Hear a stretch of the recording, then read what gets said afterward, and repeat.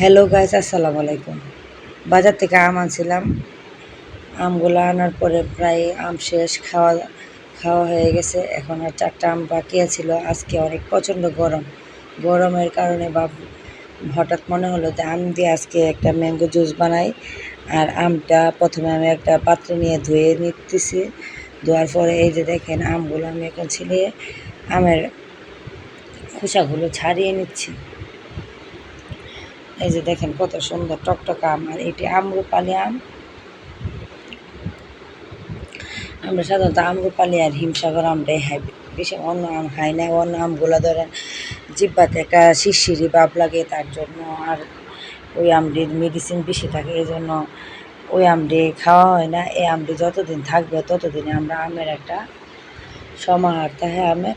আমও খাই, আর আল্লাহ যেন সবসময় রিজিকে রাখে, সবসময় যেন খেতে পারি, আল্লাহর কাছে সেই প্রার্থনা করি। আর এই যে দেখেন আমগুলো এখন ভালো করে হাত দিয়ে চটকে নিচ্ছি, চটকিয়ে ভালো করে রসগুলা বের করতেছি।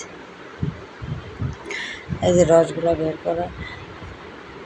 ভালো করে বের করে নিতেছি। আর এগুলো আম খেতে অনেক মজা। এটি খেলে কোনো মুখে শিরশিরিয়ে তেমন লাগে না। আর এগুলো অনেক মজা খেতে, এগুলো বেশি দিনও থাকে না।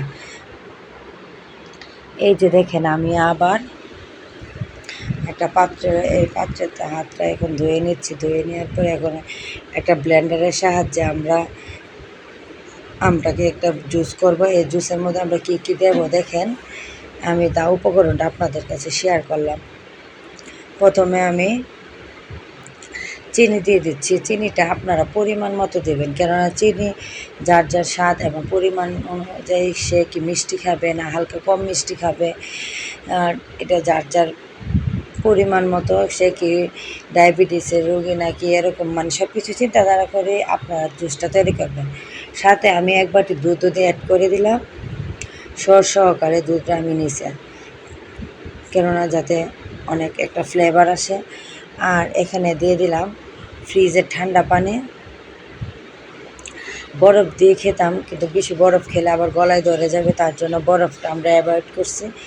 ফ্রিজের ঠান্ডা পানিটা দিয়ে তারপরে এখন আমি একটা ব্লেন্ডারে ব্লেন্ড করে নিচ্ছি। এখন এই যে দেখেন কত সুন্দর মিহি। এই যে, আর আমার এই ব্লেন্ডারটার কথা না বলেন, এই ব্লেন্ডারটা অনেক ভালো, আর ভালোভাবে মিহিন হয়, সব কিছু হয়। এই যে দেখেন আমার ফাইনালি জুসটা হয়ে গেছে। এই যে ফাইনালি আমার জুসটা হওয়াতে আমি দেখেন আপনাদেরকে আমি এখন শেয়ার করব। আর এই যে জুসটা আমি একটা গ্লাসে ঢেলে আপনাদেরকে দেখাচ্ছি জুসটা কত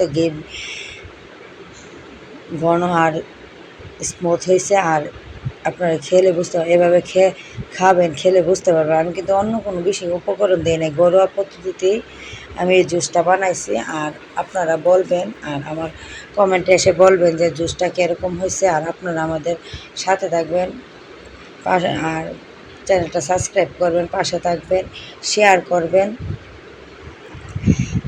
এভাবে আপনারা আমাদের এগিয়ে যাওয়ার একটা অনুপ্রেরণা যোগাবেন। কমেন্টে জানাবেন যেন শরবতটা কীরকম হয়েছে।